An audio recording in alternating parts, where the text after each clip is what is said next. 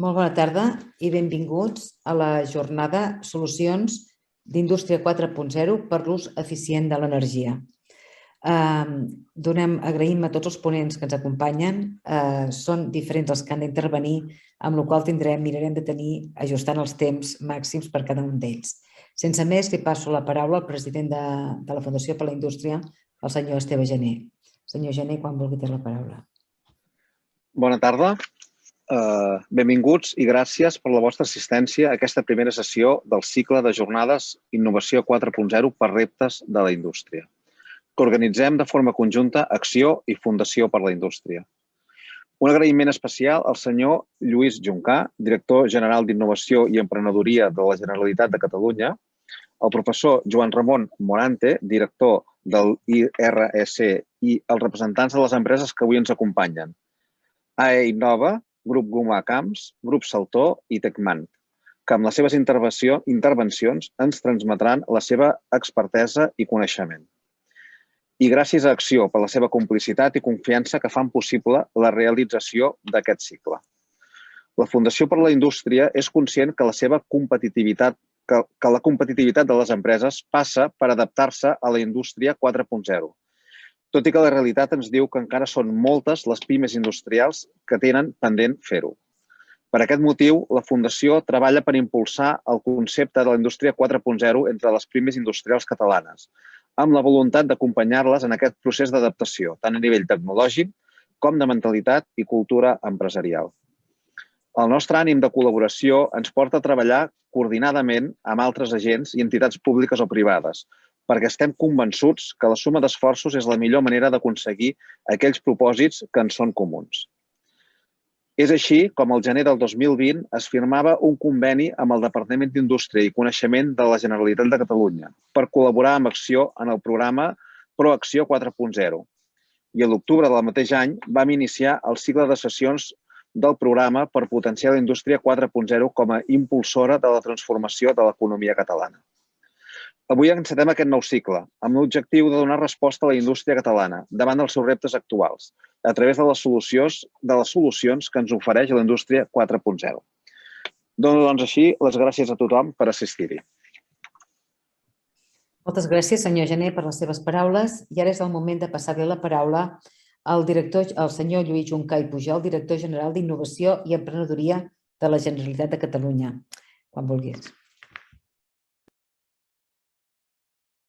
Lluís, director, estàs mutejat. Ara.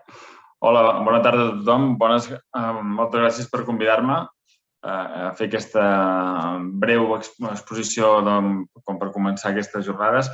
Aquesta és una de les 6 jornades que es faran per debatre els diferents reptes de la indústria i com la tecnologia, les solucions 4.0 poden ajudar a resoldre alguns d'aquests reptes. Per nosaltres és un plaer poder fer aquest tipus de jornades en col·laboració amb altres entitats i amb altres institucions, perquè em sembla que aquest és un dels valors fonamentals de l'administració pública, d'incentivar, de col·laborar, de buscar aliances amb el sector privat per anar cap a objectius comuns.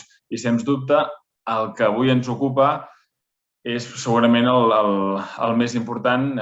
No cal que repeteixi ningú en quin context estem. Tothom està a la boca de tothom els preus de l'energia, està a la boca de tothom el context internacional complex, present i segurament futur en aquests àmbits i, per tant, hi ha pocs temes de més actualitat que aquests.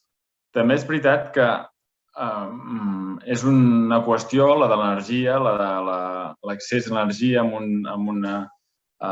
un preu raonable i de fonts sostenibles, de fonts renovables, que no és ni de bon tros nou. I en aquest sentit vull ser el primer, en nom, diguéssim, de l'administració, a reconèixer que durant almenys l'última dècada no hem fet els deures i que ens trobem ara en una situació d'urgència amb uns reptes per davant que segurament si els últims 10-15 anys haguéssim fet els deures que havíem de fer com a país no serien tan, en alguns casos, dramàtics com segur que seran. Tots aquí abans de començar algú en parlava, però a nosaltres com a Departament d'Empresa ens arriben cada dia moltes empreses gairebé diríem amb una petició d'auxili, de socors, perquè els preus actuals de l'energia a moltes indústries fa que siguin completament inassumibles i el model de negoci d'aquestes empreses no té sentit amb els preus actuals i sembla futurs que hi haurà. Per tant, aquesta primera idea de mea culpa, diguem-ne, de que entre tots no hem fet els deures. Hem estat 10 anys en què, per exemple, en la implantació d'energies renovables hem estat gairebé a zero. I ara sembla que comencem a aixecar el cap, sembla que comencem a accelerar-ho, però segurament el context ens ha agafat a pas canviat, o almenys no prou ràpid com hauríem d'haver estat. En tot cas, aquests deures s'hauran de fer. El context actual ens fa que els haurem de fer encara més ràpid del que segurament havíem esperat fer-los i nosaltres com a administració intentem posar tot el que tenim a l'abast per ajudar.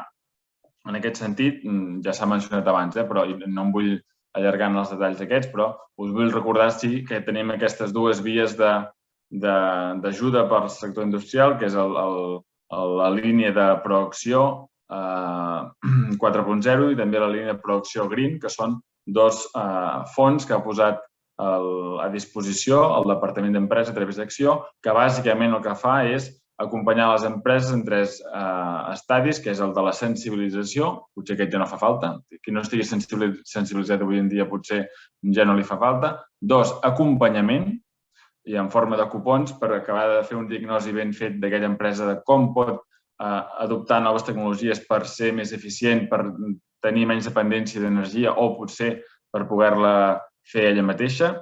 I 3, d'implementació. Per tant, us animo a que busqueu informació sobre aquestes dues línies que posa a disposició el Departament d'Empresa.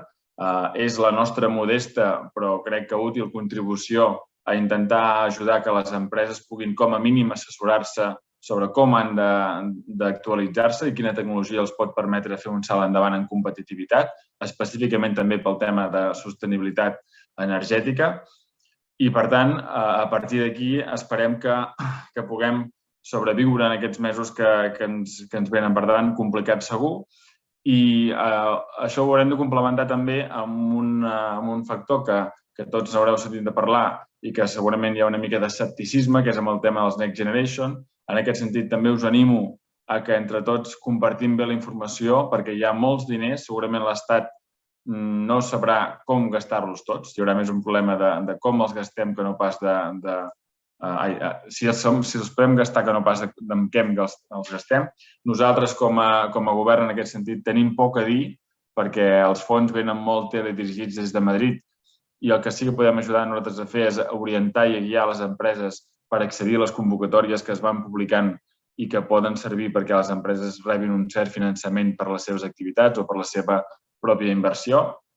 I en aquest sentit també l'última pinzellada de les 3 coses que vull que us quedeu és això que us deia, Proacció Green, Proacció 4.0 i l'oficina Next Generation, que és una oficina que hem creat a Acció per intentar orientar les empreses que tinguin projectes concrets cap a les convocatòries de fons europeus que millor s'adeqüen a aquests projectes. I, per tant, així intentar maximitzar la quantitat de diners del Next Generation que arriben a Catalunya. Per tant, aquestes són les tres línies en què nosaltres, com deia abans, modestament, però em sembla que de forma útil, intentem ajudar a acompanyar la indústria catalana a modernitzar-se, a fer servir la tecnologia per afrontar els reptes que té per davant. I més enllà d'això, ja només em queda agrair de nou la invitació, agrair als ponents i als casos particulars d'empreses que us explicaran algunes solucions realment innovadores que us poden ajudar a afrontar el repte energètic i reiterar aquesta vocació que tenim com a departament d'intentar col·laborar amb el teixit productiu, d'intentar buscar aliances público-privades per fer aquestes 3 coses que intenta fer el Proacció Green, que és sensibilitzar, com en jornades com les d'avui, acompanyar les empreses per saber escatir quina és la millor solució que els hi pot fer servei i, tercer, cofinançar la implementació d'aquesta solució. Per tant, res més, jo ho deixo aquí. Gràcies, com us deia, per la vostra participació i per haver-me invitat i espero que sigui una jornada ben productiva. Moltes gràcies. Moltes gràcies, director. Moltes gràcies, senyor Lluís Juncà, per les seves paraules i per la seva disposició i per la seva feina i la seva obertura. Ara és el torn i donem ja la paraula al professor Joan Ramon Morante, que ell és director de l'Institut de Recerca d'Energia de Catalunya. Ell ens farà la ponència Solucions més innovadores en Indústria 4.0 per fer un ús eficient de l'energia. El llegiré breument el seu currículum, però ho faré de forma breu perquè realment el senyor Morante, el professor Morante, el té molt llarg.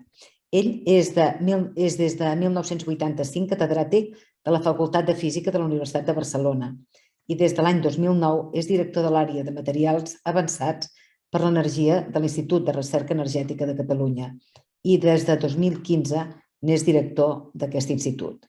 Actualment està centrat en la introducció de les energies renovables i l'impacte ambiental de l'energia.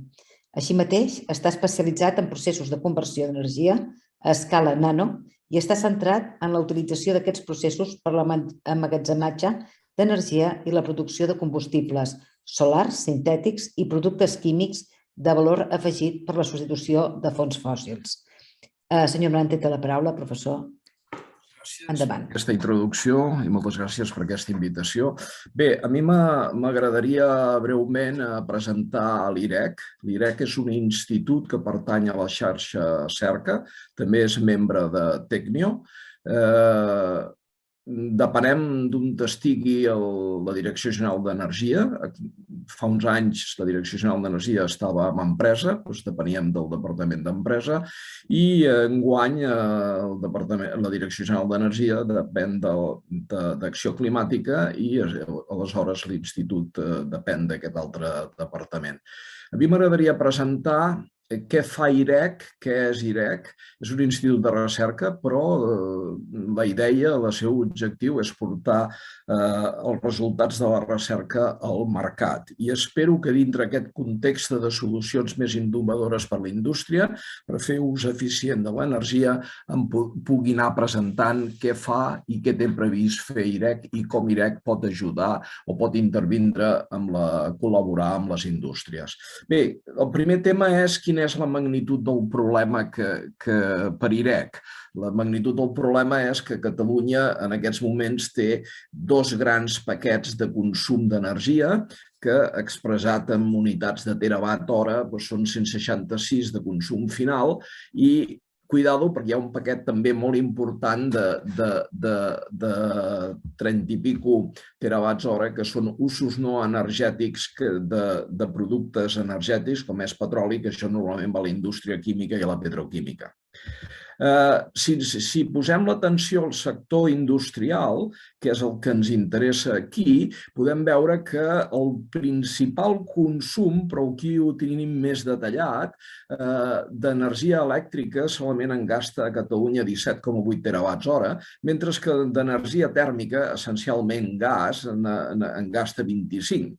I després tenim aquest altre paquet, que són els usos no energètics de productes de fonts energètiques, com és el petroli, essencialment per la indústria, que se'n va a la indústria petroquímica, que és un important paper, un important paquet que juga un paper molt important en l'economia del país. Primera observació. Ens interessa i ens preocupa molt oferir solucions per a l'energia elèctrica, però no ens oblidem en absolut que molta indústria utilitza gas i perquè té processos tèrmics i aquest és un altre dels grans paquets i potser més important que fins i tot el paquet d'electricitat. Aleshores, per la gent d'IREC i pel treball d'IREC i per l'estratègia d'IREC, nosaltres ens preocupa moltíssim la gestió intel·ligent del consum d'energia, i en aquest cas a la indústria. Tenim diferenciada una àrea residencial per una altra àrea indústria i una altra el consum d'energia per mobilitat. En el cas de la indústria, el concepte ja no és ser eficient per nosaltres. Això ha quedat ja superat perquè qualsevol programa, qualsevol acció que tenim que fer, nosaltres hi tenim que afegir-hi dos conceptes per validar el que anem a fer, que és el concepte de neutralitat climàtica, descarbonització, però com que molta indústria química continua utilitzant carbonis, no els agrada que utilitzem aquest concepte de descarbonització, perquè diuen, no, si nosaltres continuarem amb carbonis. Llavors, bé, parlem de neutralitat climàtica i la sostenibilitat que, com veurem, per moltes indústries, el que facin i com ho facin, i pot haver-hi un lligam a la valorització energètica d'aquella indústria, és crític la sostenibilitat. Fixeu-vos bé que els reptes que tenim pel 2030 són enormes. D'electrificació passar d'un 38, això són dades del Ministeri del MITER, són d'Espanya, no són de Catalunya. A Catalunya encara són un pèl més dramàtiques. D'electrificació passada del 38 al 74% del percentatge d'energies renovables, és a dir, hi ha molta feina per fer. A Catalunya aquest 38 baixa al 16 i el percentatge d'energies sobre el consum final, a Espanya són 17, a Catalunya seria un 7, un 6, passar al 42. En tot això tenim un problema que ens en ocupem molt, que és l'emmagatzematge de l'energia. Com veurem, en l'exposició indicarem alguna de les accions. Bé, per on anem? No vaig a descobrir res que no se sàpiga, és a dir, les tècniques d'estalvi d'energia com a primer pas a fer estan avui en dia recollides en una ISO que és la 50001, que d'alguna manera parteix de la ISO 9001 i de la ISO 14001, i d'alguna manera aquí ens diu que això, és a dir, planificar, fer, verificar i actuar. Aquesta seria l'estratègia que es persegueix amb els projectes que fem. I, òbviament, per estalviar aquesta energia fem unes recomanacions que en els nostres projectes, quan ens ve una empresa i ens demana el nostre suport, primer l'estalvi, és a dir, què es pot suprimir que s'està gastant, la il·luminació, controlar la temperatura,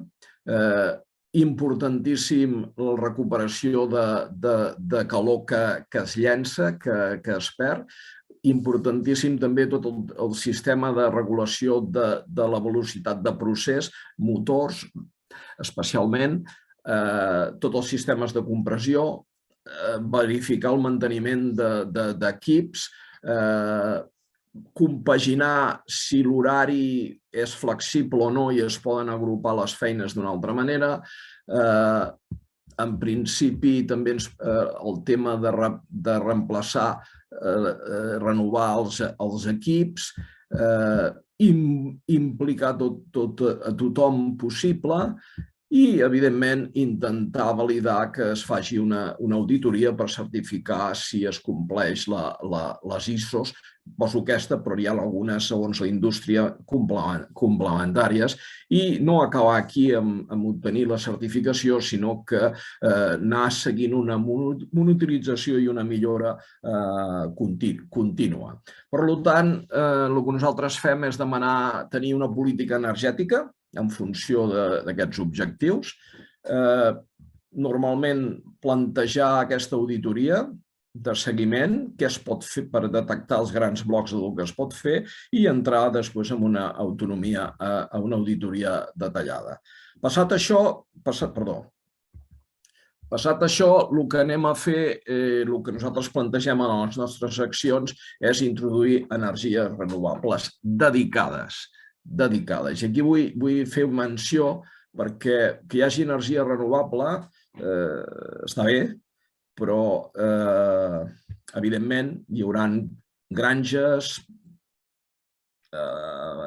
plantes d'energies renovables, però si aquesta energia ens arriba via xarxa, això s'injecta a xarxa, té un preu i té unes condicions. Una altra cosa és si, especialment en el sector industrial, en els terrenys de la indústria, en el sostre de la indústria es pot implementar energia renovable, perquè llavors aquesta pot ser de dedicació a la pròpia indústria i els costos són completament diferents. Per tant, aquest és un gran bloc que s'estudia en tots els casos El següent és que posem atenció perquè són peces claus, com deia abans, el paper tèrmic a la indústria, per tant, posem molta atenció a la possibilitat de cicles de cogeneració o combinats que pugui haver-hi. També s'emfatitza moltíssim el tema de temperatura ambiental, sistemes d'aire acondicionat. I aquí tenim, per exemple, una explicació, un exemple, valgui la redundància, d'una de les aplicacions que és aprofitar el calor dissipat per un data center per alimentar un altre edifici proper. Aquí tenim aquestes imatges d'un data center. La quantitat d'energia que es dissipa en un data center dona, si s'aprofita intel·ligentment, evidentment amb el seu control i la seva regulació, dona suficient per poder tindre altres aplicacions d'aquest excés de calor. També voldria dir que en tots aquests estudis també posem especial èmfasis en tot el tema d'il·luminació i aquí en la transparència he posat una de les primers, anem a dir, èxits amb aquesta sortida, que és una spin-off generada en el propi institut, que es diu Leitmotiv i que ja porta pràcticament més de 8 anys de vida com a empresa i que respon a aquesta filosofia de portar resultats de recerca al mercat. Aquesta spin-off va introduir, podem dir, intel·ligència, és una spin-off d'il·luminació intel·ligent i això ha tingut moltíssimes i està tinguent moltíssimes aplicacions. Altres aspectes que normalment incloïm, com deien, són els factors de potència, el control d'estats de motor i la vida útil dels equips. Ara, on està la principal aportació que s'està fent en aquests moments és amb l'ús dels mètodes de digitalització per controlar, gestionar l'energia. Per tant, nosaltres desenvolupem mètodes de gestió de la demanda, mètodes per assegurar la flexibilitat energètica. Aquesta gestió de la demanda, primer és per reduir consums, segon és per modificar què s'està fent a les hores puntes i mirar de passar-ho a les hores vall. Si no tenim res, mirar d'omplir els moments valls on l'energia hi ha menys i és més barata i en el cas de pics mirar de reduir els consums. Aquestes dues maneres de gestionar, aquesta gestió de la demanda, aquesta flexibilitat energètica, en principi es basa en la nostra capacitat de desenvolupar i operar el que se'n diu una xarxa intel·ligent. Potser la principal referència seria la nostra experiència, entre diverses, però per destacar-ne una, amb un projecte fet a les Illes Canàries, la Isla Graciosa, en què tota la illa es va dissenyar com una smart grid, com una experiència pilot de referència per molts altres exemples. Aquí podeu veure una de les imatges de les nostres instal·lacions on tenim el laboratori de la xarxa intel·ligent. Aquest laboratori de xarxa intel·ligent té emuladors que ens permet estudiar casos i en base a aquest estudi proposar les millors respostes. Bé, no em vaig entretindre perquè el tema és ampli i ens portaria molt de temps entrar en detalls, però podem dir que la nostra capacitat d'emuladors de xarxa ens facilita el que és ràpidament implementar prototips adequats a cada casuística. Punt especial, vull destacar un dels altres instal·lacions que tenim, concretament aquest no el tenim a Barcelona, està a Tarragona, on l'Institut també té instal·lacions, que combina el mateix concepte de xarxa intel·ligent, però en vez de ser elèctrica és tèrmica. És a dir, tenim bombes de capacitat de calor, capacitat de fred, i amb això podem fer el que seria una xarxa tèrmica. També té ja tota una sèrie de característiques que afecta, i moltes vegades a nivell industrial, això, com deia abans, és on, segons les xifres, on hi ha més consum d'energia, esdevé crític. Aquí podeu veure alguna de les instal·lacions que tenim, com aquesta càmera climàtica per fer determinats ensajos, en el qual és com una habitació real. I combinem els dos laboratoris de forma virtual per tindre una xarxa intel·ligent, un smart grid, no únicament elèctrica, sinó també tèrmica. Arribat a aquest punt, voldria fer menció de que actualment IREC està implicat en un nou projecte que precisament s'ha obert adreçat a totes les empreses. És a dir, és un projecte que, si fins ara he parlat dels laboratoris d'IREC, aquí és uns laboratoris mirant a les empreses i que estan oberts per fer proves, verificacions i ensajos conjuntament amb les empreses. Això és una instal·lació que estarà a prop de Vic, a la ciutat de Gurb. Són una nau d'uns 3.000 metres quadrats, amb una parcel·la de 12.000 metres per poder-hi ubicar fonts renovables, casetes de simulació, de Living Labs, i això està enfocat a poder fer el que se'n diria el concepte de sandbox. És a dir, pots fer una sèrie d'experiments sense estar limitat per les condicions d'estar connectat a una xarxa elèctrica o una xarxa tèrmica. Sota els paràmetres que el Ministeri dicta de sandbox seria poder desenvolupar qualsevol tipus d'ensajos, tests, verificacions, no únicament per el que investiga IREC, que això ja tenim els nostres laboratoris, sinó conjuntament amb les empreses i amb les consultories o enginyeries que estiguin interessats en verificar diferents aspectes necessaris per anar implementant aquesta tecnologia. Bé, això perquè veieu una miqueta els detalls d'aquest projecte que s'espera estarà acabat ja en un any. Un altre exemple de les activitats d'IREC sobre aquesta gestió de la demanda, aquesta flexibilitat energètica, és una de les spin-off recents sortides de la nostra activitat d'investigació dintre IREC. És una nova empresa, una nova spin-off que se'n diu Bamboo Energy i que està focalitzada a una plataforma de software per facilitar l'agregació, aquesta gestió de la demanda, aquesta flexibilitat energètica. Com solem treballar? Normalment nosaltres recollim tota una sèrie d'inputs que van des de la demanda d'electricitat, les condicions solars, les condicions de vent, les condicions de paràmetre de les possibles tecnologies, paràmetres econòmics. Tenim els nostres models desenvolupats i a partir d'aquí nosaltres podem fer les nostres aplicacions. Normalment el nostre interès, la nostra activitat, nostra per desenvolupar-la tecnològicament, però és l'interès a les empreses, és implementar autoconsum industrial o en comunitats energètiques locals.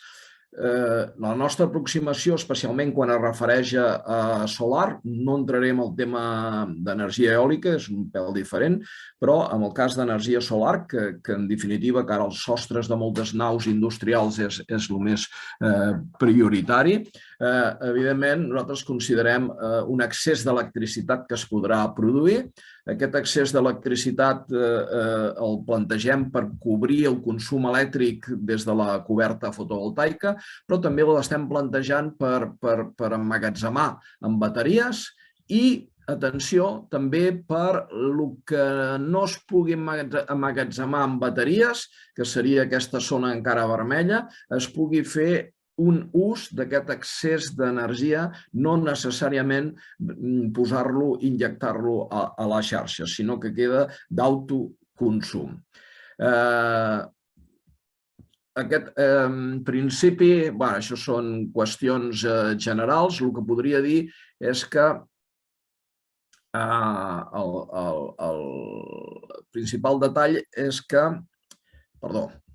aquest Power to X, que és per utilitzar aquest accés de producció d'energia sense necessitat d'injectar-lo a la xarxa, es pot utilitzar de diverses maneres i darrerament, per les condicions que he dit de neutralitat climàtica, ens estan demanant, i aquest és un exemple, que com que les emissions de CO2 per moltes indústries s'està posant a uns preus de 90 a 100 euros la tona, doncs comença a ser més rendible la captura d'aquest CO2 i una reutilització d'aquest CO2.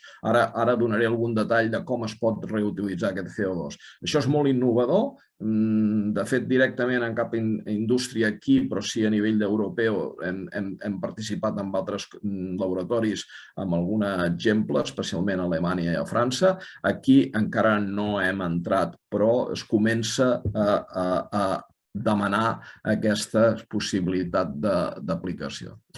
És a dir, que tenim les teulades amb la fotovoltaica que s'hagi seleccionat, escollit amb la seva eficiència.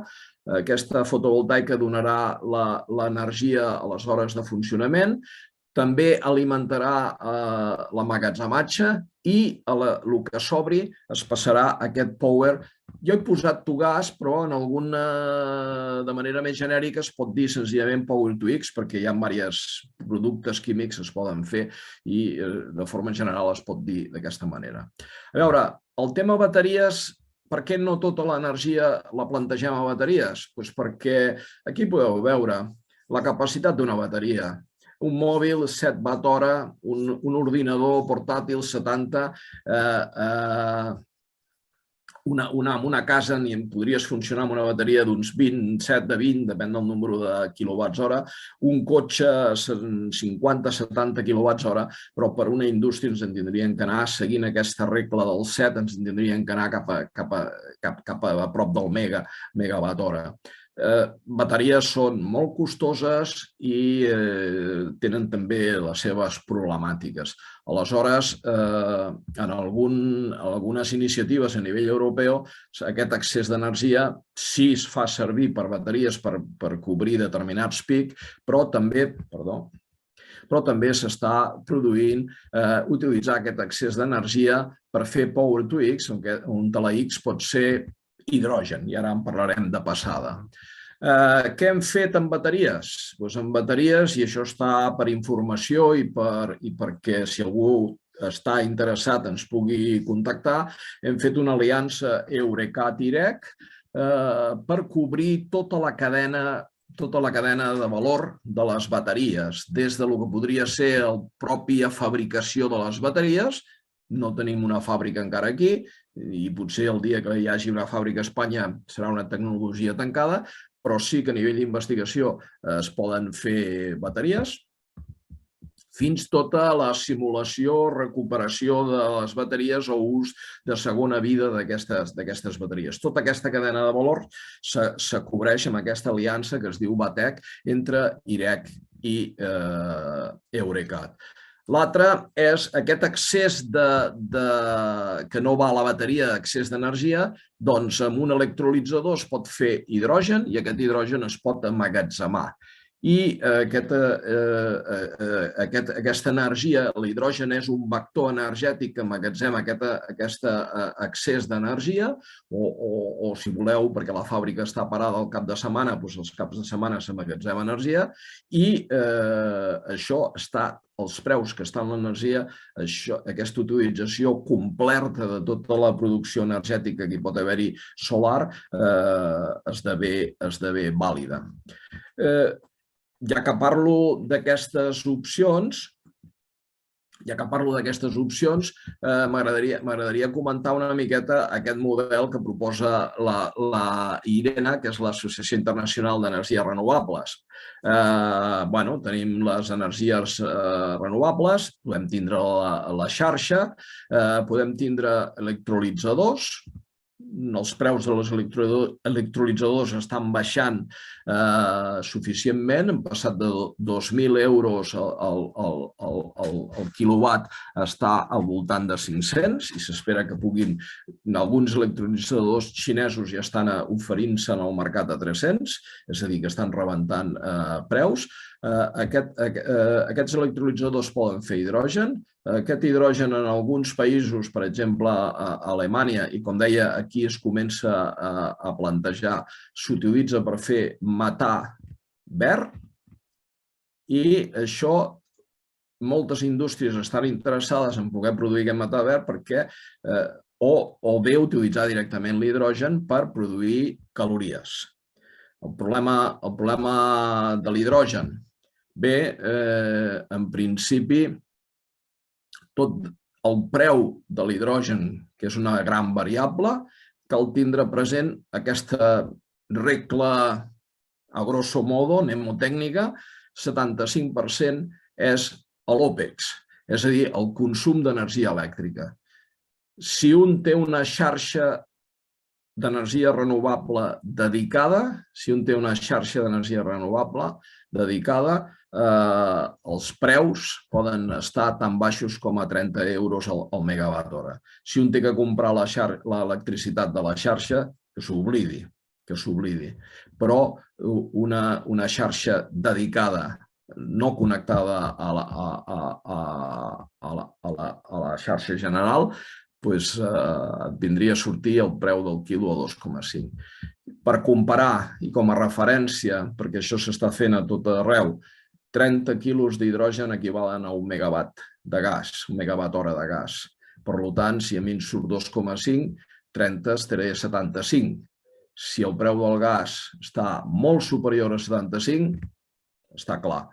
L'únic que passa és que utilitzar hidrogen per la indústria significa canviar cremadors, significa canviar forns, però veurem com van els aconteixements. Bé, en principi, voldria acabar, abans d'arribar a les conclusions, fent una menció a que he parlat de sostenibilitat. I per moltes indústries que produeixen residus, cal prendre que els residus ja no són una brossa, sinó que han passat a ser un actiu, perquè es poden valoritzar energèticament. Això, evidentment, no afecta a totes les indústries, però sí a moltes indústries que produeixen residus i que aquests residus poden ser un problema i, en canvi, si es valoritzen energèticament, com deia, és un actiu que porta valor. Situació. Per exemple, hi ha indústries que a partir dels seus restos estan produint, hi ha diverses vies, estan produint el seu metà i aquest metà poden produir electricitat o poden produir calories. Aquí un dels prototips que estem treballant conjuntament amb una empresa que és una planta de gasificació de residus per produir també gas per després produir calories a nivell de l'empresa. Bé, el temps passa, jo crec que he fet una presentació de coses que està fent a l'Institut i que poden contribuir a introduir les renovables i a ser eficient a nivell industrial, mercès a les eines de digitalització en què estem treballant, però el primer punt, conclusió, el primer punt és gestió de l'energia.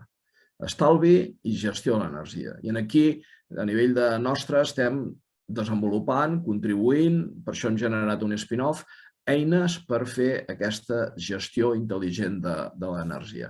El segon gran bloc és que cal introduir renovables i el nostre suggeriment és que si aquestes renovables poden ser directes, dedicades a la pròpia empresa, molt millor perquè els números econòmics canvien. Una altra cosa és que no n'hi hagi suficient i es tingui que connectar-se a la xarxa per tindre més energia renovable.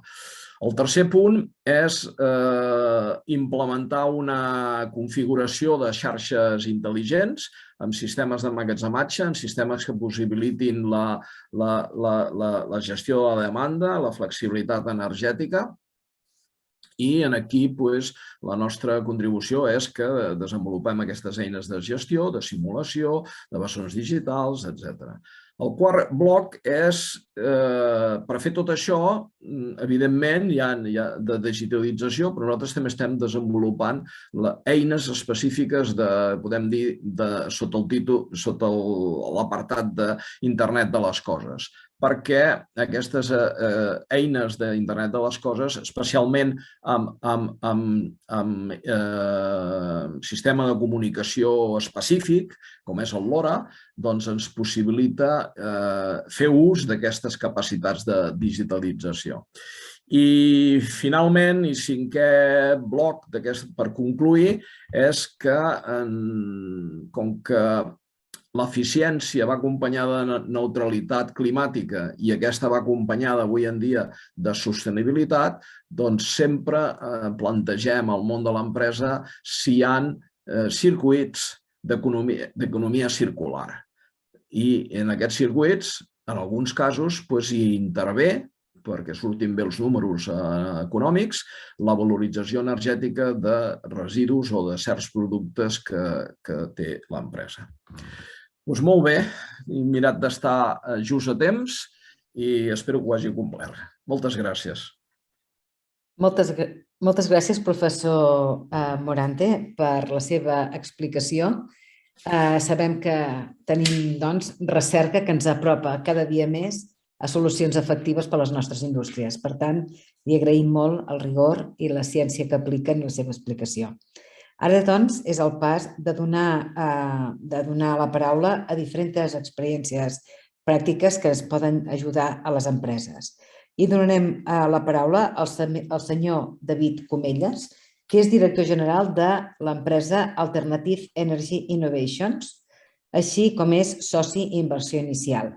El senyor Comelles compta amb 25 anys d'experiència laboral, tant en l'empresa com a consultoria estratègica, és màster de SADE i PDG a IS, Business Angel i amb inversions en sectors com blockchain, fintech, màrqueting digital i salut.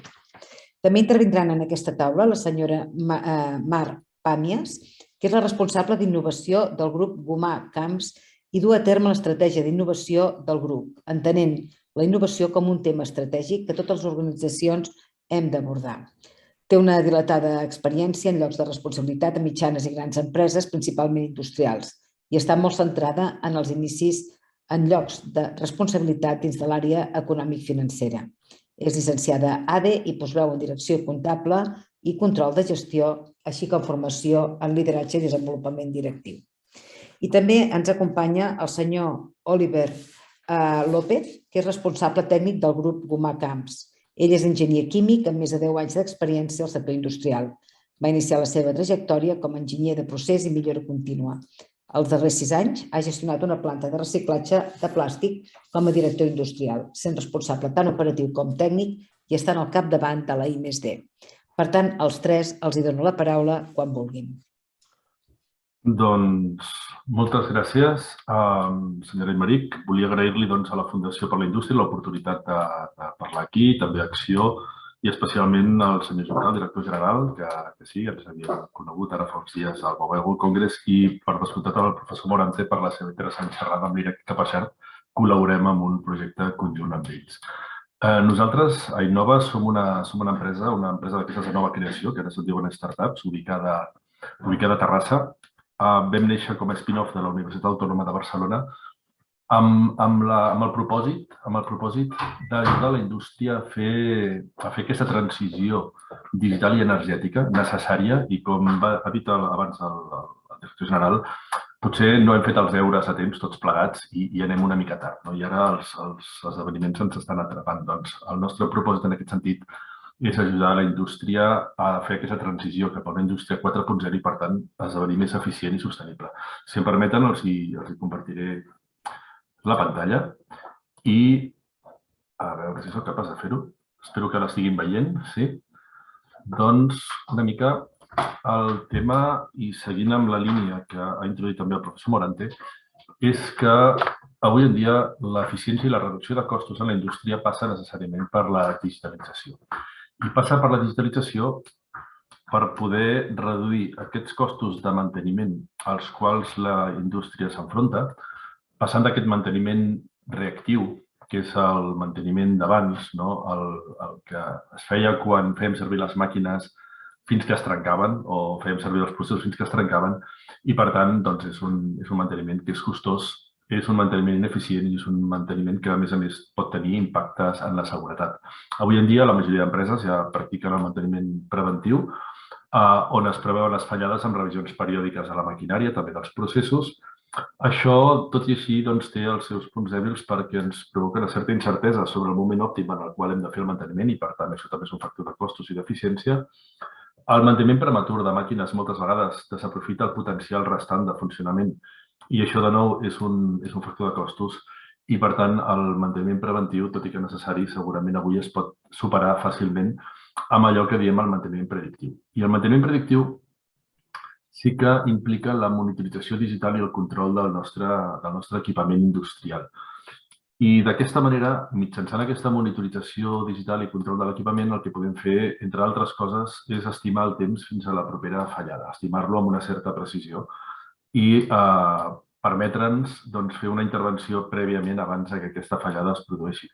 També ens permet determinar el problema concret que pot afectar l'equipament, és a dir, sense haver de tocar la màquina, sense haver de tocar el procés, saber què està fallant en aquesta màquina i procés i, per tant, ser molt més precisos amb aquest manteniment, identificant allò que cal reparar.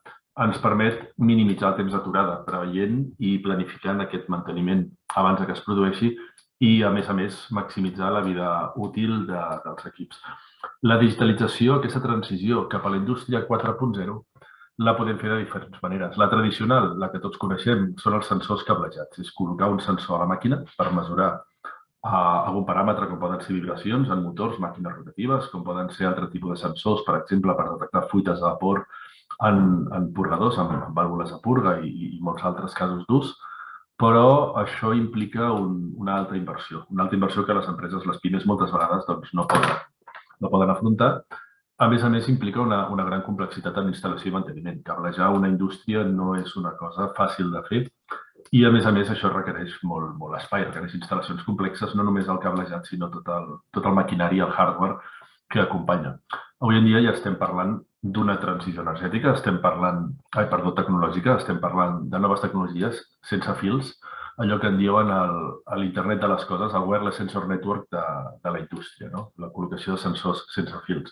Són de ràpida implementació, impliquen una molt menor inversió que els sistemes cablejats, pràcticament no tenen manteniment i són molt flexibles, és a dir, és molt fàcil col·locar-los i posar-los allà on toca. Però nosaltres hem vist que tenen un problema fonamental i és l'utilització de bateries de liti per la seva alimentació. Aquests sensors sense fils s'han d'alimentar elèctricament i això, avui per avui, es fa majoritàriament amb bateries de liti. I la bateria de liti per nosaltres, com a empresa, suposa un greu problema, ja que, per un costat, com sabeu, la bateria de liti és un factor de costos. La bateria de liti s'ha de substituir cada cert temps perquè s'esgoten i, per tant, impliquen un cost recurrent amb substitució. I això, quan estem parlant de desenes, centenars o milers de sensors, és quelcom difícil d'assumir per moltes indústries, per tant, és un fre a la digitalització. A més, des del punt de vista de manteniment, és un malson. Substituir milers o centenars de bateries de liti, a més, té limitacions per la seva pròpia naturalesa, de capacitat d'energia, limitacions de potència. I, finalment, a més, la bateria de liti és un factor important de contaminació, tant en l'extracció de la matèria primera, i tots hem sentit a parlar del triangle de liti, els cessaments tòxics que moltes vegades es produeixen amb la mineria, altres materials que inclouen, com el cobalt, i, finalment, amb el reciclatge de les bateries, que tampoc és una cosa trivial. I, a més, és un meló que s'està obrint més i més amb la implementació del cotxe elèctric per un costat, i per l'altre, amb el creixement exponencial dels sistemes IoT o d'Internet de les coses industrials.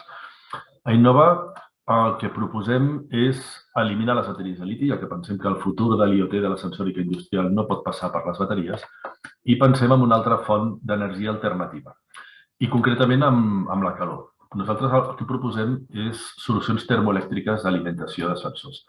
Tots sabem que la indústria té moltíssima escalfor, ja sigui per les pròpies màquines o ja sigui pels processos, i aquesta escalfor es pot convertir directament en energia elèctrica utilitzable mitjançant sistemes termoelèctrics. És una propietat a l'efecte CIVEC, molt coneguda però poc utilitzada. Nosaltres aquí sí que hem fet una primera aproximació per substituir el que són les fonts tradicionals d'energia, les bateries de liti, per una autoalimentació dels sensors aprofitant l'escalfor que puguem trobar o bé a la pròpia màquina, que pel seu funcionament s'escalfa, o bé en zones properes amb escalfor que trobem als processos industrials.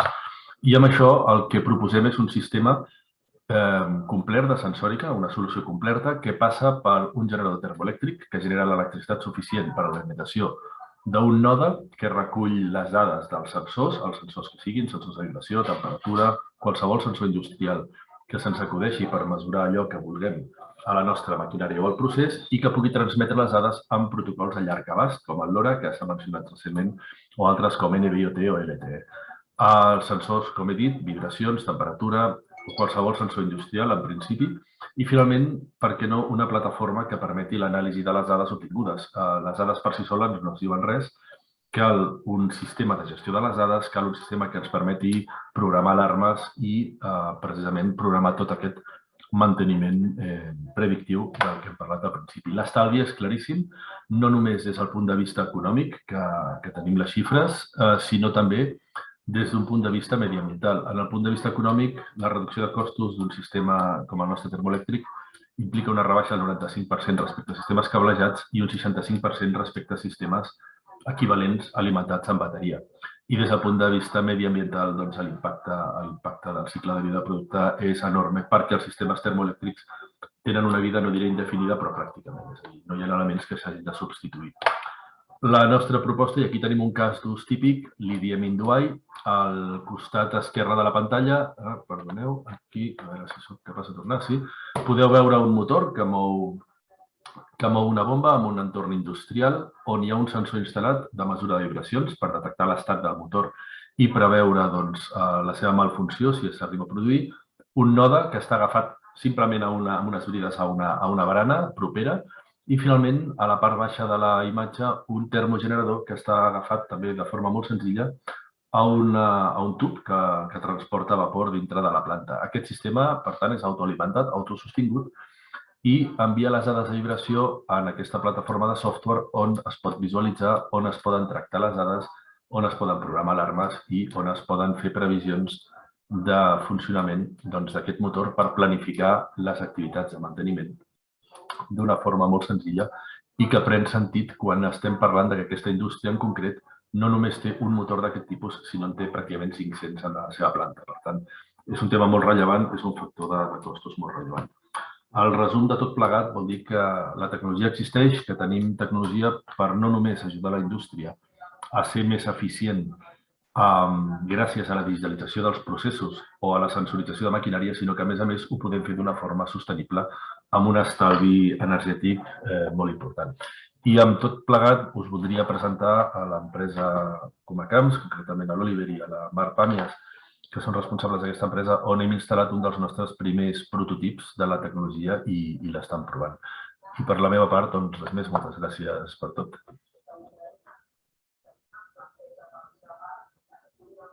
Moltes gràcies. Té la paraula la Mar.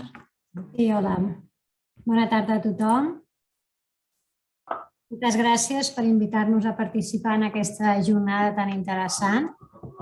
Primerament ens presentarem qui som perquè ens ubiquem i entengueu també com hem arribat aquí. El grup Comacams som un grup empresarial familiar dedicat a la fabricació i comercialització de productes de paper, tissu i derivats. Portem més de 260 anys d'història aportant solucions sostenibles tant als nostres clients nacionals com internacionals. Som un grup empresarial, aquí tenim un Miquel grup en xifres perquè es feu una idea, 135 milions de xifra de facturació, tenim 3 centres productius, la central la tenim ubicada a la Riba, a Tarragona, on tenim la central de producció, també tenim una fàbrica de converting a Vilaverd i una altra fàbrica a Cia de los Caballeros a Saragossa. Intentem abarcar tant el mercat nacional, a Portugal, França, Marroc i altres països. Som uns fabricants integrants de paper tissú, fabricant des de la bobina mare fins al producte acabat. Treballem diverses marques, sobretot treballem els grans consum en marques de la distribució, encara que recentment hem llançat una nova marca pròpia i també treballem pel canal professional amb aquestes marques que us indiquem. Aquí veieu una mica els productes que treballem perquè es feu una idea. I sobretot, quina és la nostra essència? És fabricar tants productes per la llar com pel canal professional amb 3 pilars. Un és la sostenibilitat, busquem matèries sostenibles, molta preocupació pel medi ambient de recursos. La nostra indústria és gran consumidora de recursos, per tant, hem de tindre la sostenibilitat en el nostre focus. Enllaçar amb la jornada, com hem dit en el principi, la indústria papelera és considerada electrointensiva energèticament, per tant, l'impacte de l'energia és molt important i del gas. Un altre bloc que treballem molt és la qualitat i el servei al client. I un altre bloc important pel grup és la innovació, contínuament buscant noves solucions i una ampla gamma de productes per poder donar solucions a tots els problemes que es troben els clients. I enllaçant una mica en el que estem aquí perquè entenguem, des de fa anys, Grup Gomacams sempre ha intentat innovar, si no hagués sobreviscut durant tants anys, però sí que en els darrers anys hem intentat sistematitzar aquesta innovació dintre del grup, creant el que diem un programa d'innovació oberta, de col·laboració amb startups, com amb centres tecnològics, com amb altres corporacions. I dintre d'aquí tenim un programa específic, que és el GCP Hyperlab Startup Programs, orientat a la col·laboració en startups, on el que busquem és la introducció d'aquesta innovació més disruptiva al core business del grup, perquè ens dona una agilitat que potser nosaltres, com a empresa, ens costaria més, i per contra podem oferir a les startups el que ells necessiten. Ells tenen la tecnologia però necessiten validar-la en situacions reals. Doncs en aquest programa ells poden fer-ho. Tenim 3 pilars de treball o àrees d'interès molt gran, que és sostenibilitat, un altre que és productes i serveis i l'altre que és més de processos i digitalització. Dintre de sostenibilitat, aquí tenim la part de protecció del medi ambient, eficiència energètica, valorització de residus i economia circular. En productes busquem més solucions afins als nostres mercats i sectors, en nous models de negoci, i en digitalització, solucions innovadores que ens ajudin en els reptes que tenim de digitalització de la companyia. I diríem que a Innova, quan els vam conèixer, realment apel·làvem molt a aquest repte que tenim de sostenibilitat i eficiència energètica. Has acabat ja? Ajudar a l'eficiència energètica, però a més és una solució molt sostenible, com bé ha explicat el David. A més, nosaltres, pel tipus d'empreses en les que nosaltres ens interessa col·laborar, doncs són startups que tinguin un equip de 2 o 3 persones ja que estiguin cofundadores, legalment constituïts, que tinguin un prototip prop del mercat, que vagin passar per una acceleradora i que nosaltres els oferim fer pilots a les nostres instal·lacions on poder provar els seus prototips, donar suport en la fabricació, industrialització, comercialitzar, si podem ser els seus primers clients i en un futur poder entrar en capital. Llavors, és en el marc d'aquest programa on vam entrar en contacte amb l'equip del David i del Raül Aragonès de la Innova perquè encaixaven perfectament en el nostre programa i amb la filosofia. I a partir d'aquí també tenia un caix amb l'estratègia de l'empresa i el meu company Oliver, que és el responsable tècnic, us ho explicarà com a més encaixava molt amb l'estratègia que tenim com a grup a nivell energètic. Oliver, tot teu. Gràcies, Mar. Mira, des de l'any 2021 ja avançant-nos o sabem que tindríem problemes, sobretot amb el consum de recursos naturals. El tema energètic a final d'any també va començar a pujar i a disparar-se. El grup Gomacams va establir una estratègia 2021-2023 amb una sèrie d'objectius. Un dels objectius que volíem aconseguir era absorbir tot aquest big data que tenim dintre de la pròpia factoria, amb el control distribuït, amb una multitud de sensors que estan donant dades, però estan donant dades d'indústria doncs 2.0, 3.0, indústria automàtica, però no indústria predictiva, com molt bé deia el David. Fem algun control preventiu, podem fer un control preventiu, però no predictiu. Llavors, es va crear aquest projecte, que és el projecte Real DNA, que és un projecte que busca conèixer al final l'ADN de cada bobina que fabriquem i que busca conèixer i optimitzar tots els recursos naturals, els consums energètics i fer un control predictiu i una gestió de manteniment predictiva de la planta de producció. A partir d'aquí, d'aquest projecte, tenim tres... Si pots passar, Marc. Gràcies. A partir d'aquí tenim tres potes d'aquest projecte, d'aquest Real DNA, que seria una base de dades de procés que a la primera fase de l'any 2022 volem tenir controlades, monitoritzades i treballant 150 variables del procés productiu correlacionades amb atributs del nostre producte. No tenir una temperatura o tenir un sensor de pressió, sinó com aquestes temperatures, sensors s'estan interrelacionant entre ells per acabar sent una bobina de paper o un rotllo de paper higiènic o un tovalló.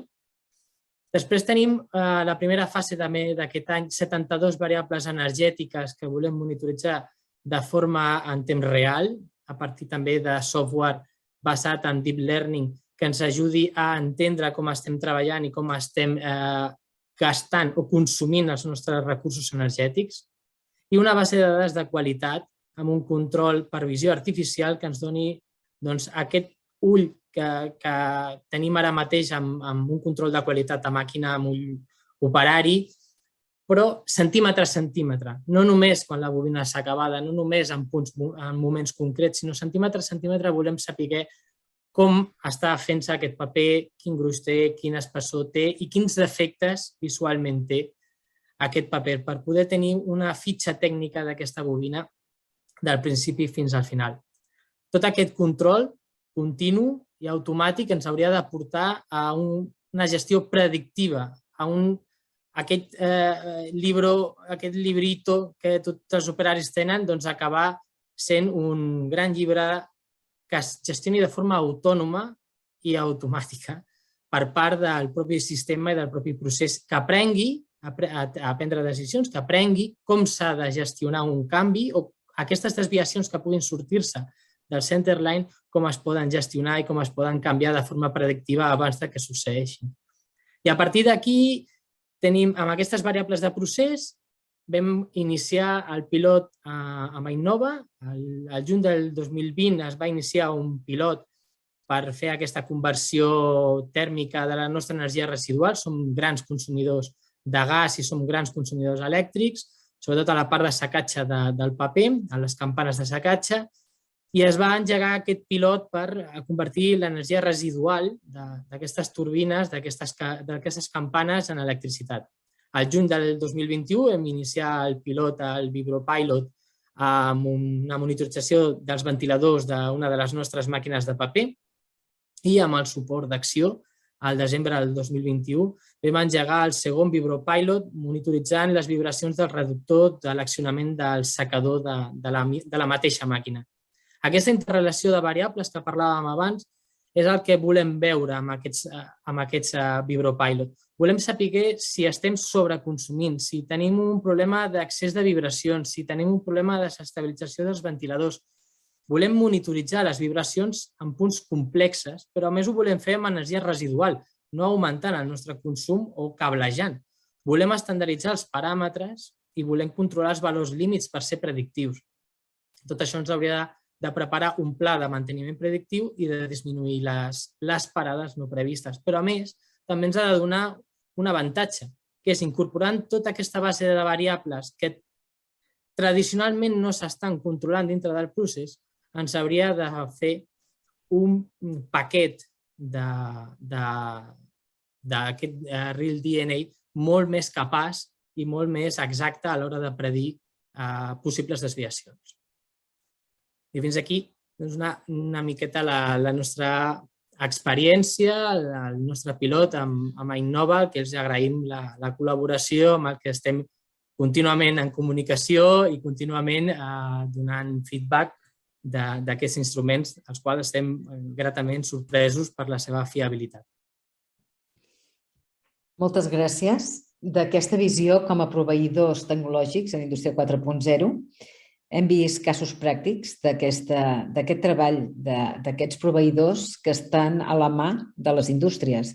I, de fet, aquest és l'objectiu, que les indústries del nostre país tinguin i coneguin solucions d'aquests proveïdors tecnològics que tenim aquí, a prop. Llavors, sí que són casos molt dirigits a la indústria, el qual agraïm moltíssim la seva intervenció. Després tindrem temps de fer preguntes als ponents, per tant deixarem un espai per preguntar.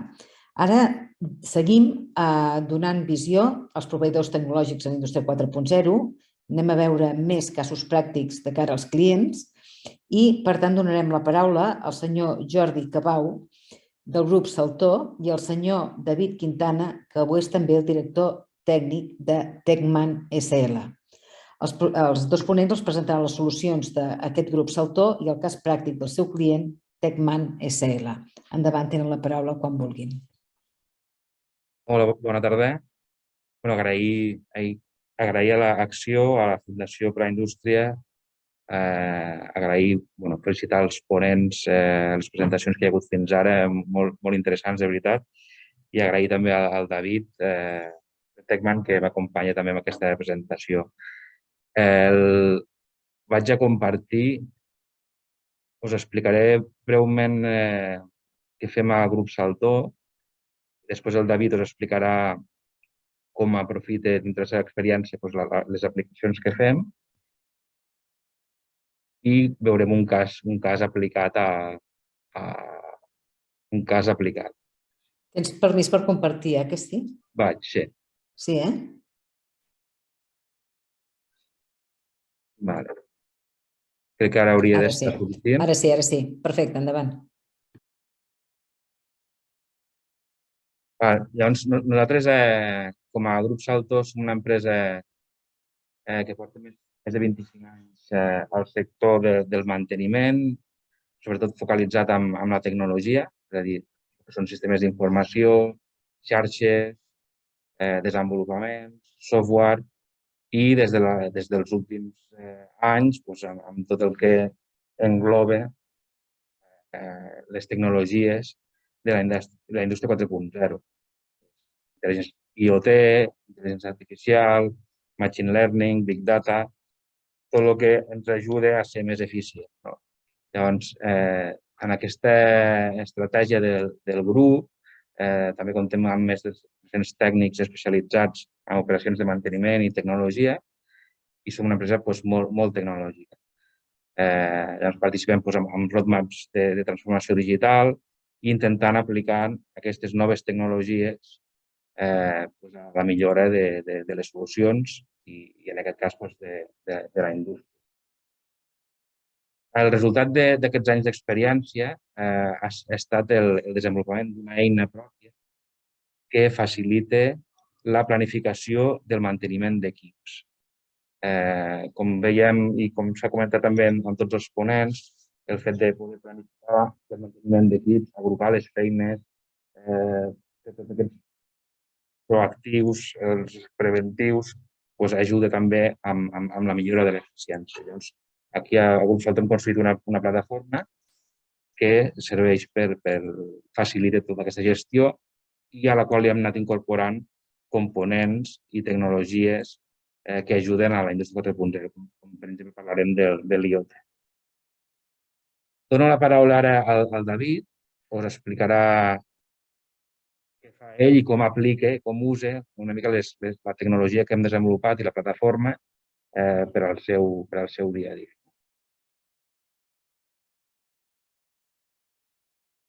Passaré diapositiva. Hola, bona tarda. Abans de començar a explicar el que fem o presentar el que fem a Techman, sí que m'agradaria molt donar un agraïment, sobretot a la Fundació per la Indústria, Acció, i per haver organitzat aquestes jornades, molt especialment al grup Saltor, que és el que ara mateix ens va convidar i poder fer aquesta presentació. Nosaltres, l'empresa Techman, és una empresa que fa més de 15 anys que ens dediquem al manteniment predictiu, correctiu, i fa des d'uns anys volem arribar i estem arribant al manteniment proactiu. Què els oferim als nostres clients? Intentem anticipar-nos als paros programats, aturades programades de les seves produccions per motius de desgast o defecte dels seus actius industrials, amb l'ajuda de diferents tècniques predictives no invasives, sobretot no tenim que fer paros de ningú màquines ni res per poder fer els diferents anàlisis predictius, detectem amb suficient antelació les aturades inesperades provocades per falles que en alguns dels seus actius, evitar danys personals, sobretot molt important, els danys personals, materials i econòmics de les seves instal·lacions. La possibilitat d'organitzar més eficientment les parades programades de les seves instal·lacions, assegurar que els seus actius treballen en les condicions recomanables pels fabricants i les normes que apliquin en cada equip i analitzar la informació recol·lectada del desgast o defecte produït en els seus actius per identificar les seves causes i recomanar actuacions per poder prolongar la seva condició òptima de funcionament. En aquest cas ja estaríem parlant del proactiu. La segona fitxa que us ensenyaré és que nosaltres actualment estem controlant més de 3.500 actius mecànics instal·lats en diferents plantes industrials. A totes les plantes existeixen diferents tipus de màquines, llavors nosaltres el que ens dediquem és a poder controlar el funcionament de cada màquina.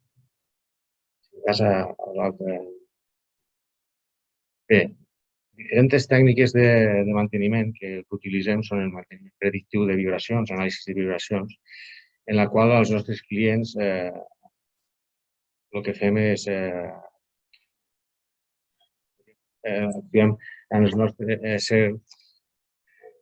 mediant la tècnica d'anàlisi de vibracions, nosaltres el que fem és detectar falles que poden produir-se tant als equips mecànics, tant rotatius elèctrics com de diferents instal·lacions. El que sí que volia comentar-vos és que per nosaltres els actius no solament està format solament que podria ser un actiu, que podria ser un motor elèctric, però la majoria de les vegades els actius que nosaltres estem analitzant són actius que són compostos per un motor, un ventilador o que podria ser un reductor. I en aquest cas, cada vegada el que se'ns provoca és que cada vegada que agafem aquestes dades tenim molta informació recopilada i això el que ens provoca és que tota aquesta informació després ens costa una mica de poder analitzar i poder tindre la capacitat de poder emmagatzemar tota aquesta informació que tenim per poder després analitzar-la. Per poder tenir aquesta informació actualitzada i poder consultar de manera ràpida i necessitàvem una eina que ens ofereix la possibilitat aquesta, de poder després poder fer la consulta de tot l'equip. Sí que ja existeixen softwares d'anàlisi, però el que ens faltava més aviat era el que li passava a cada màquina, el resultat del que era detectar la falla i poder veure el que seria la reparació, el que se li havia fet a les actuacions que s'havien fet a les reparacions. La plataforma de SOM ens dona aquesta possibilitat, perquè recordem que el manteniment ens dona la possibilitat de poder tindre aquesta informació emmagatzemada i llavors tenim la possibilitat de poder després fer consultes de reparacions i de l'estat actual de com han quedat després de les intervencions fetes per els manteniments. Dins del que és el manteniment d'anàlisi de vibracions, tenim dos apartats, el que seria la toma de dades d'anàlisi en planta i la toma de dades d'anàlisi en remot. Llavors, també utilitzem la termografia i la termografia tant per les extraccions en quadres elèctrics o inspeccions d'equips mecànics i tant la podem utilitzar en el tema de dades d'anàlisi en planta del nostre operari o de via remota. Utilitzem també la tècnica de manteniment predictiu d'ultrasons, en la que utilitzem els ultrasons per a la detecció de fuites d'aire comprimit i també amb detecció de fallos o de falles que podrien haver en rodaments que van a molt baixa volta o fins per veure excentricitats d'equips. També ara hem incorporat la detecció de fuita de gasos que podrien produir a través d'una càmera termogràfica adaptada, podem detectar les fuites de gasos que emetixen a l'atmosfera. Bé, també tenim dintre del que és el nostre treball, utilitzem des de fa uns anys que també utilitzem el manteniment correctiu, com podria ser l'alineació d'eixos per làser o l'equilibrat in situ. L'equilibrat in situ és molt avantatjós, sobretot perquè el tema de tindre que no cal desmuntar els equips equilibrats, sinó que els equilibrem al mateix lloc on estan, evitant-nos desmuntar els equips i el transport i tal. I en el que se li diria l'alineació làser, com ja sabeu, és aconseguir la perfecció de l'alineació entre eixos, amb el que reduïm el consum elèctric i el deterioro dels equips i dels components de cada de les màquines. Molt bé, sí que volia fer un incís de que a nosaltres el que ens permeteix utilitzar la plataforma SOM és poder orientar-nos a lo que és el tema del manteniment correctiu i el manteniment proactiu, sobretot perquè dintre del manteniment proactiu hi ha 3 pilars, que són la recopilació de dades, que això realment nosaltres, en el volum d'equips i mecànics que tenim, es comença a ser molt farragós. Després de 15 anys agafant lectures i identificant defectes en maquinària industrial,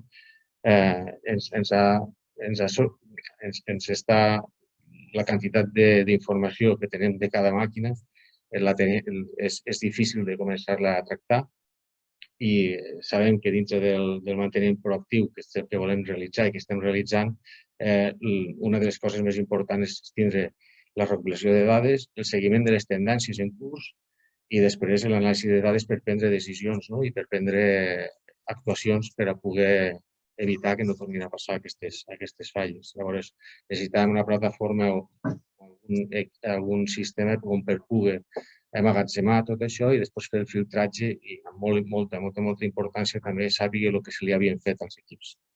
Que moltes vegades el que ens passava és que detectàvem les falles i no havia retorn de fàbrica per a poder saber si havien actuat i com havien actuat en els equips que nosaltres havíem detectat algun fall. Moltes gràcies. A continuació veurem un resum de les funcionalitats i de la plataforma i continuarem amb la presentació.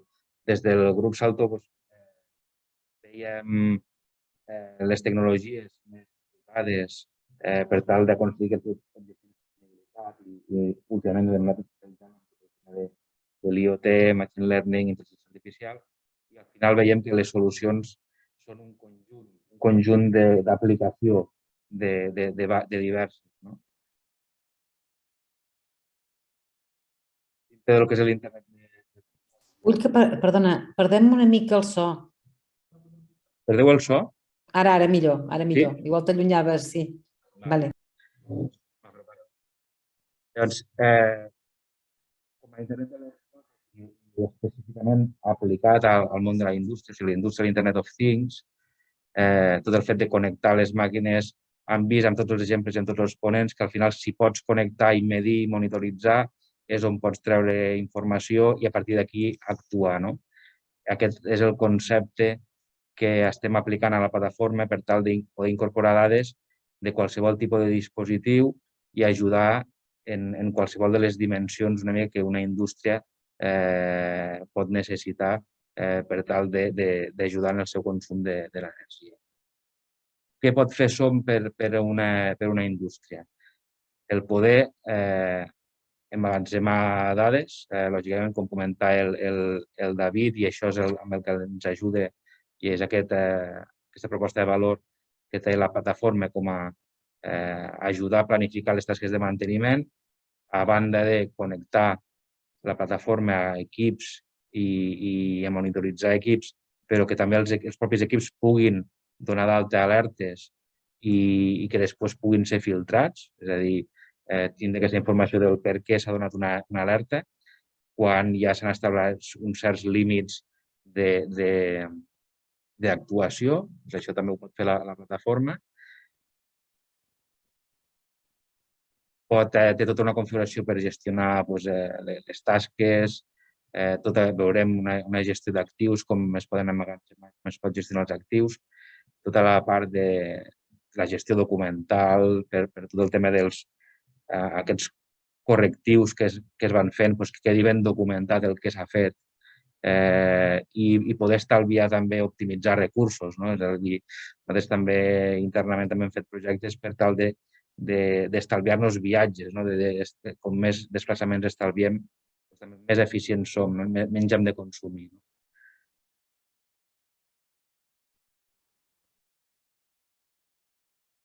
Al final, el que vol ajudar a la productivitat i l'optimització dels recursos, monitoritzant i fent aquest seguiment dels actius enters com a qualsevol equip o peça de la que hem de donar manteniment, incorporant aquestes dades i agrupant-les de forma que aquests events ens facilitin actuar més ràpid i prendre decisions de forma més ràpida.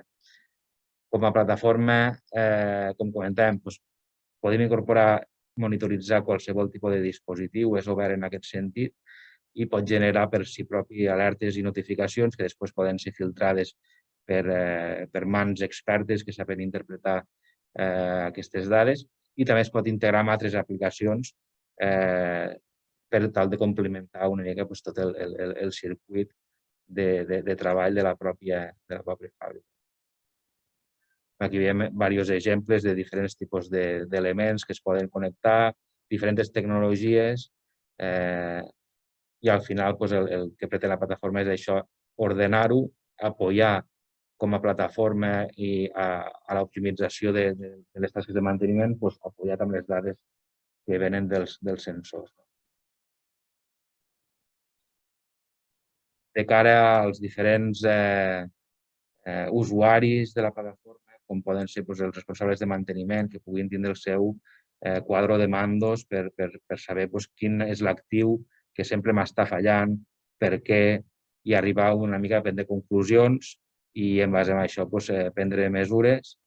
De cara als operaris, que puguin tindre una interface molt senzilla a través d'una aplicació mòbil per registrar aquelles operacions que estan duent a terme, i per al cas de planificació de recursos que són externs o desplaçaments, també té una eina d'optimització, d'assignació de tasques en funció una mica dels costos de desplaçament. Com veiem, té tota la gestió d'actius, la informació dels números de sèrie, les garanties, una eina que facilita molt la búsqueda i l'obtindre dades. Tenim dades històriques del que ha passat amb l'actiu, com a auditories del que s'ha fet amb cada equip, totes les imatges de l'equipament. Es poden ubicar a la planta també, es poden ubicar on tinc els actius, en quina planta.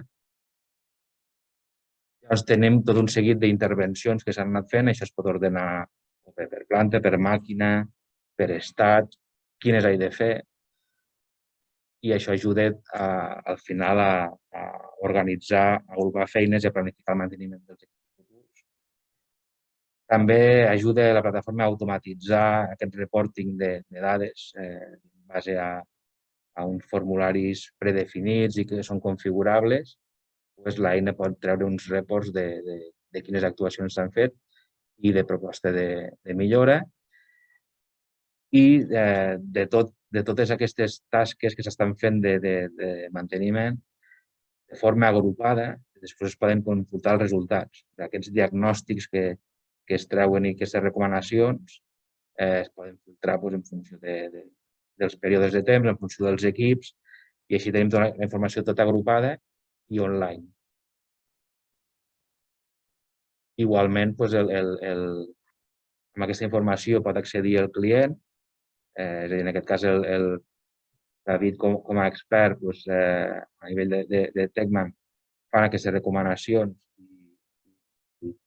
i gestionen tota aquesta informació que està passant amb l'equip, però a part poden donar feedback de forma ràpida al client final. És a dir, tota aquesta informació que després recull a la plataforma es pot mostrar al director de manteniment de forma senzilla.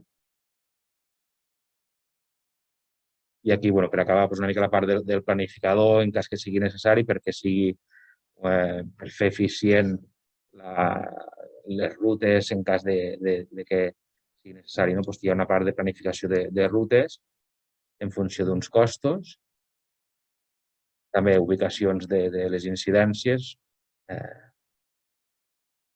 i això seria una mica l'app que tindria l'operari de forma que pugui fer in situ una mica pot prendre fotografies i rellenar una espècie de part digital.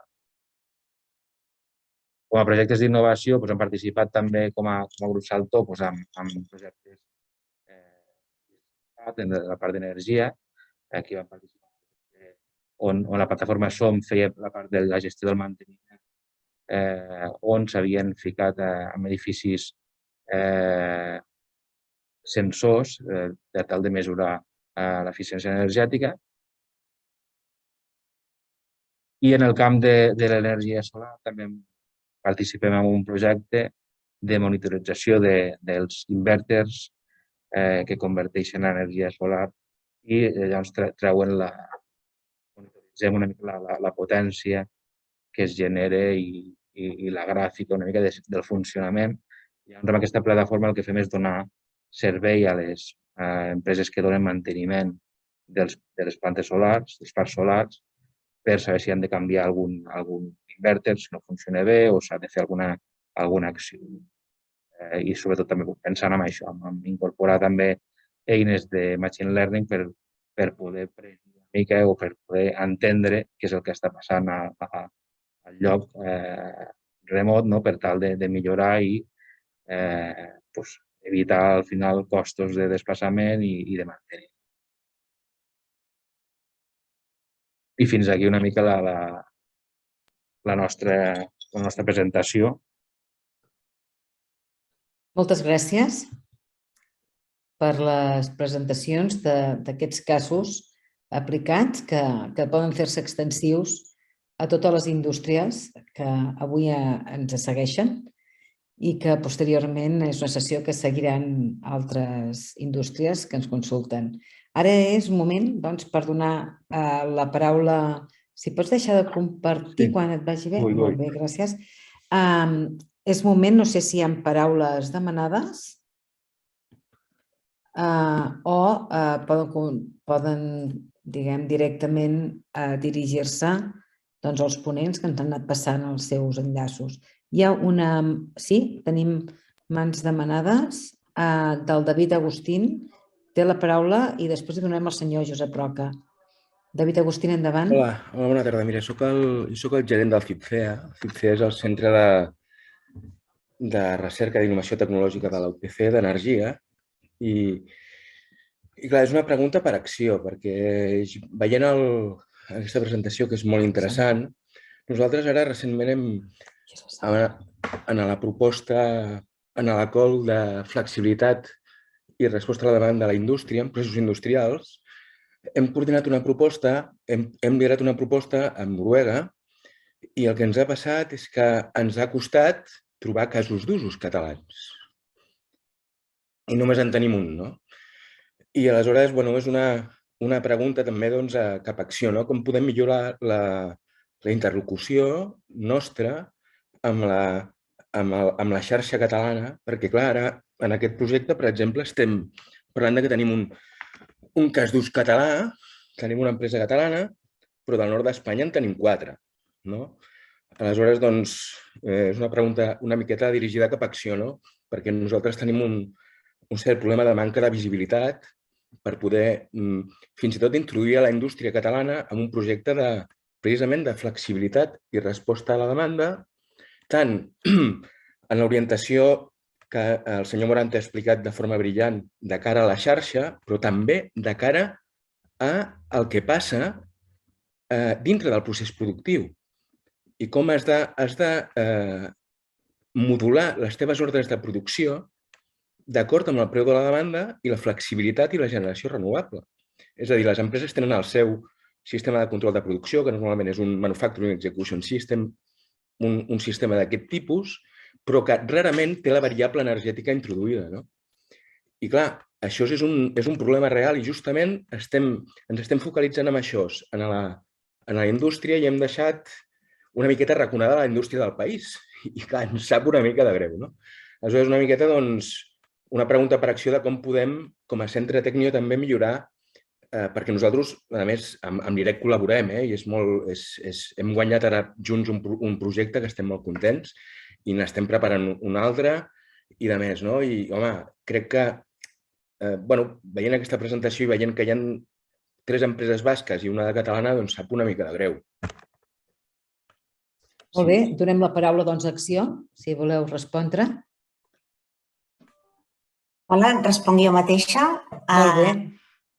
Sí, soc Maria Oliva de l'equip d'Indústria 4.0 d'Acció i la resposta seria parlem-ne perquè nosaltres creiem que sí que tenim casos per compartir. Recentment s'ha publicat, juntament amb la metodologia de diagnosi avançat per fer plans de transformació, doncs també hem publicat un catàleg de casos d'ús que està penjat al nostre web, però allà n'hi ha molts i potser són no tan específics a aquest exemple que demanava David Agustín, però us diria, parlem-ne i ho busquem perquè a part de la feina que fem a Acció és precisament de connexió de l'ecosistema català. Per tant, jo crec que si ens hi posem sí que hauríem de ser capaços entre tots de trobar casos.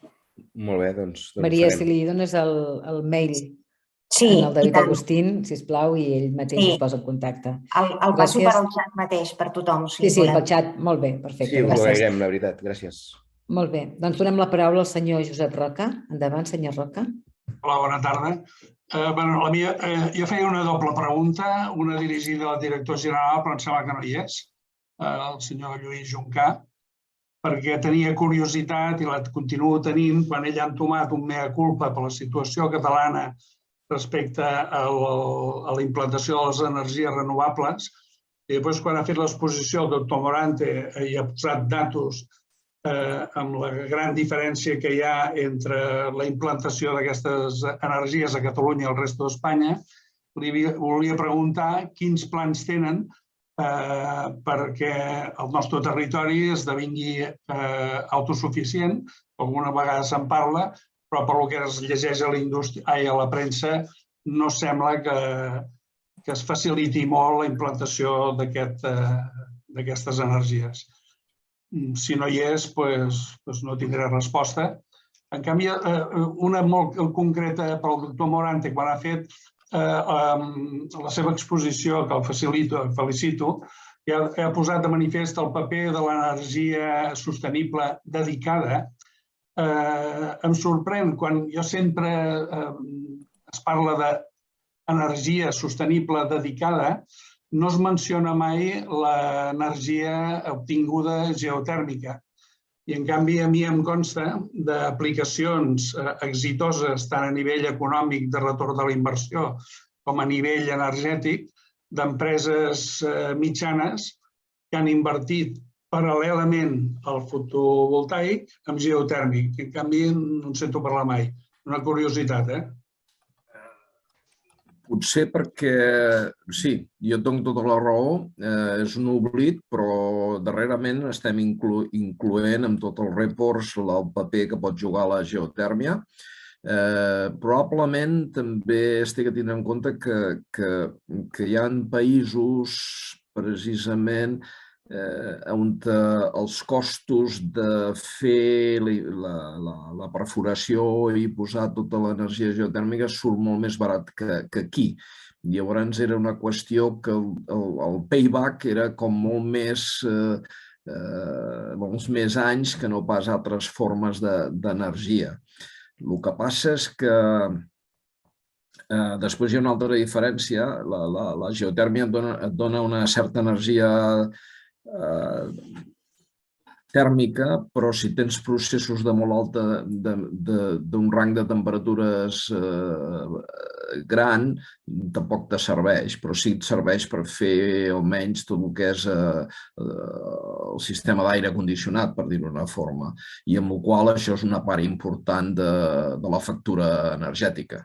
I sí, s'està remodelant i nosaltres, almenys des de l'Institut, estem aprofundint i hem tornat a ressuscitar aquest tema perquè aquí quedava com oblit. Quan jo he indagat en els arguments que he trobat, almenys dintre l'administració, és que els costos requerien molts més anys de payback i llavors la política era instaurar el que té un payback més baix, que seria la fotovoltaica a les teulades. Jo em refereixo, que em sembla ja hauràs comprès, és complementitzar la fotovoltaica amb geotèrmic, precisament per el que has dit, perquè hi ha molts processos industrials que necessiten humiditat amb els processos, a les naus, no només hi ha aire condicionat i temperatura, i després això pot ser una font renovable dedicada, perquè les empreses no en tenim més, que sigui la fotovoltaica i pot ser complementada per la geotèrmica. Totalment d'acord. És per això. No sé si alguna persona d'Acció, gràcies, doctor Morante, no sé si alguna persona d'Acció pot contestar al senyor Roca, tot i que no ens acompanyi el director general.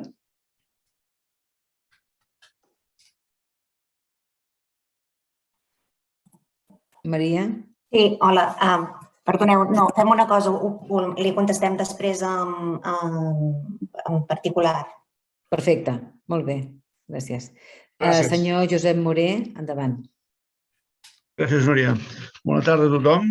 Primer de tot, agrair i felicitar a la Fundació per la Indústria per aquest espai que ens uneix i que és tan necessari. També felicitar tots els ponents que han fet unes ponències molt interessants. I tinc dues preguntes per a en David Comelles. Una, has parlat d'aquests sensors. Jo tinc dues coses. Suposo que a part de sensors d'electricitat també es poden controlar comptadors, per exemple, de gas o comptadors d'energia elèctrica. I l'altra pregunta seria, quan no tens calor, quan arrenques la planta, això té com una espècie de bateria que alimenta o no ho controles o com va això? Doncs, gràcies. Molt bé, senyor Moré, molt bones preguntes les dues. Començo per la segona. Depèn. La segona és depèn. Quan estem monitoritzant maquinària, per exemple, un motor, una bomba rotativa, etc., en principi, en el moment que poses en marxa, ja generes prou calor perquè es posi en marxa el sistema. Per tant, no hi ha massa problema en aquest sentit perquè tampoc necessites monitoritzar amb la planta parada. Són dades, en general ens enfoquem a dades que no cal recollir-les de forma constant i en directe, per dir-ho d'alguna forma, per diferents motius. Primer, perquè un accés de dades moltes vegades no ens aporta més informació i, en canvi, ens encareix moltíssim el seu tractament, perquè tractar les dades en servidors a més costa diners. I ara, amb la veu petita, diré una altra cosa. El nostre sistema té altres fonts d'alimentació que podem utilitzar. Per exemple, pot ser connectat a la xarxa, també. Tot i que és quelcom que intentem no fer. Intentem aprofitar aquest residu, que és la calor, que en definitiva la calor ve d'una energia que hem pagat prèviament, amb la nostra factura elèctrica o amb la nostra factura electrica. Però sí, hi ha alternatives quan és necessari fer una monitorització de bon inici en planta. També és cert que depèn, com deia, de cada cas d'ús i s'ha de revisar. I això em porta al segon tema. A quin tipus de sensors podem tirar? Doncs, de fet, podem utilitzar qualsevol tipus de sensor industrial. És a dir, podem sensoritzar qualsevol cosa, perquè l'equip és agnòstic al sensor. Per tant, és un tema més adaptar a veure quin sensor cal, quins sensors necessita i adaptar-lo. I entendre molt bé, sobretot, quina informació es pretén obtenir i per què. Moltes vegades, i això ho hem vist amb alguns dels nostres, anava a dir clients, anem a dir adoptadors, els que diuen en anglès els early adopters, els que proven la tecnologia. Moltes vegades a la indústria es té clar que es volen dades, però no es té clar quina dada es vol i per què. I tornem al punt 1, i és que hi ha una sobreexplotació de les dades, moltes vegades es recullen moltíssimes dades, però sense un focus clar. Escolta, realment què volem fer? Què volem obtenir? Què ens diu aquesta dada i per què la volem? I això s'ha d'analitzar bé, però no és un problema de quin sensor, perquè el sensor al final hi ha moltíssims sensors a la indústria que podem fer servir. Per tant, és més una anàlisi de, escolta, quin és l'objectiu, què volem fer. Per exemple, un cas d'ús molt concret que hem tingut recentment, l'anàlisi de fuites a vapor en purgadors de vapor, en vàlvules a purga, que és un mal que pateix molta indústria, doncs que aquests purgadors van perdent vapor i és un vapor que has d'apagar a la caldera, o sigui, has d'alimentar la caldera amb energia per fabricar aquest vapor, si després el vas perdent. Doncs això es pot fer amb múltiples sensors, però s'ha d'entendre bé què és el que anem a fer, si hem d'anar a monitoritzar aquest purgador de forma continuada, que potser no cal, o només cal monitoritzar-lo un cop al dia per veure si té fuita o no té fuita, la fuita és permanent. Per tant, en aquest cas li diria que s'ha d'estudiar punt per punt i veure realment quina és la necessitat de l'empresa i després adaptar el sensor que calgui. Nosaltres, com a empresa de nova creació, ens hem focalitzat molt en l'anàlisi de maquinària rotativa, en aquest cas, compressors, bombes, tot el que es mou per un motor, perquè és el cas més evident que es pot trobar, però n'hi ha molts altres que es poden anar mirant. D'acord, moltíssimes gràcies. Un plaer. Igualment. Molt bé, ens queda un espai per alguna pregunta per part dels senyors de premsa. Hi ha algun mitjà de comunicació? No sé si ens vol fer alguna pregunta en els ponents o després d'haver escoltat i seguit la sessió faran recolliran com a notícia. Si no hi ha cap més intervenció, que no veig que ningú ens demani la paraula. Helena, companys de premsa hi són presents, ho veig, però no veig que demanin la paraula, no sé que m'equivoco. D'acord, doncs faran el recull. Si no hi ha més intervencions, com a moderadora els agraeixo com s'han ajustat en el temps.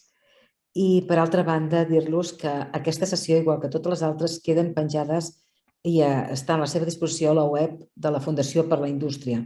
Els hem de dir que posteriorment les sessions són molt consultades i, per tant, també els diem als ponents que és possible que rebin consultes en posterioritat avui o a les properes hores perquè en els propers dies i setmanes tenim constància del nombre de visitants en aquestes sessions. I, dit això, li passo la paraula al president, senyor Esteve Gené, perquè faci la cloenda d'aquesta jornada. Gràcies a tots. Moltes gràcies, Núria. Doncs bé, en forma de cloenda, només agrair-vos a tots els participants en aquesta jornada.